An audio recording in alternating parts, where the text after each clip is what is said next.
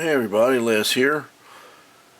This is part one of a maybe 2 or 3 part series. I've recently been repainting these Batman figures, mostly the movie ones. You guys have maybe seen my videos for the Michael Keaton from The Flash, the Pattinson from the Batman, even the Christian Bale that I've done fairly recently.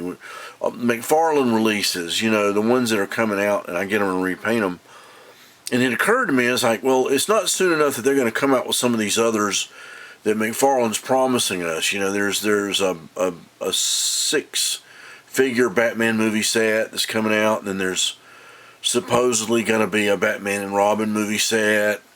And it's going to be too long for me to wait on those. I'll get to them when I get to them. What have I got that I can show now that I could repaint or have been repainting over time? And I said, well, I've got my comics, guys.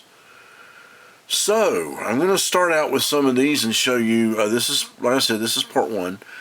These were just standard, either DC Direct figures. I don't think there's any McFarlane's in this, not specifically. These were all DC Direct releases. He may have come out with some like them, but these are older figures. And I wasn't really nuts about the coloration on them and everything. They just looked like plastic. I wasn't very impressed.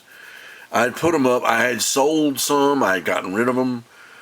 And I had actually, these two here, the one on the right is Alex Ross's standard sort of gray Batman. And then the Killing Joke Batman is the second one there, from the right. And then, of course, you've got the Dark Knight. And then you've got, really, you can call it generic DC 1970s, but I'm going more for a specific, and I wanted to capture the look of Neal Adams more than the figure had actually maybe gone to the trouble to do. So I repainted all the blue parts, the cape and everything. I lightened it quite a bit. I looked at a lot of comics art, and I darkened the gray. The gray was, all these, that's what I'm trying to say. Everything you're looking at has been painted from head to toe. From the top of the figure to the bottom has been repainted or has a new cape. In the case of Alex Ross, there's a new cape. So I get to this Neal Adams look, and let me get him over here where we can kind of get him in front and look at him a little better. And he's got the dark trunks. Now that is not black. That's a dark blue. It's the same color I used on the inside of the cape, which I thought made him stand out and look a little different than the all blue figures that I had already. There's several of them out there that like the Killing Joke guys, all blue.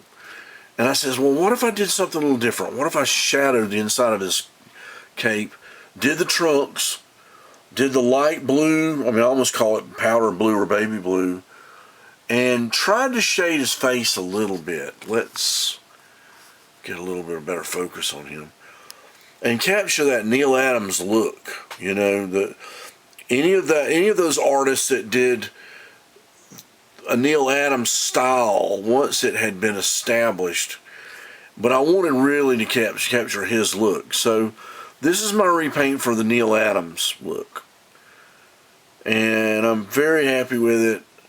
Like I say, I darkened the gray. I did some powder, brought out the fabric look of the cloth, which, it's like you take a light gray powder and brush it on. And I did the same thing to my Dark Knight. Now I had this guy, he had black and gray. And I says, well, I don't want him black. I want blue. I want a blue color. So I mixed blue with black, maybe a little bit of a gunmetal, just to give it some sheen, Dirtied up the feet, gave him some dust and dirt.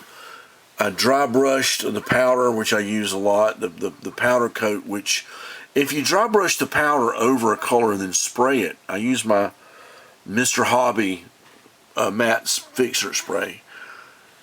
And sometimes I do it in layers. But if you highlight it just right, it brings out the little wrinkles in the cloth. It looks like cloth.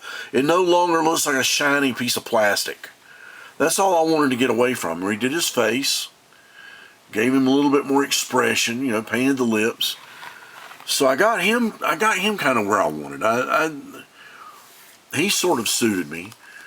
But my favorites were these guys. Now, this is one of my all-time favorite Batman figures, and Batman in comics, is the Brian Bolland Killing Joke. And I know you can probably do shadow on his face like they did in the 70s, but I said, no, I'm going to keep the blue. In fact, the blue that's on this is the blue that the plastic came. I've sprayed that, and it kind of dulled it down. I darkened the gray because he was looking a little Adam West, and I did my brush with the powder, brought out the fabric effect. And I think I have a much better looking Killing Joke Batman. I mean, he's a little lighter blue than he might have been, maybe in the comic. Maybe that's debatable. But I'm pretty happy with it. I like the color of the plastic. Now, on the other hand, I've got this one, which is probably one of my absolutely favorite Batman figures. And this is, of course, Alex Ross. This is more specifically from War on Crime. It's sort of, you'd call it the generic Alex Ross Justice League Batman. You know, again, the gray and black. I got him a wired cape that I've kind of spent some time posing because it's so dramatic. I slightly darkened the gray. He was still a little pale. Repainted the face. Got him a little bit more realistic facial features. And all these cowls that whenever I do this, you got to remove all this.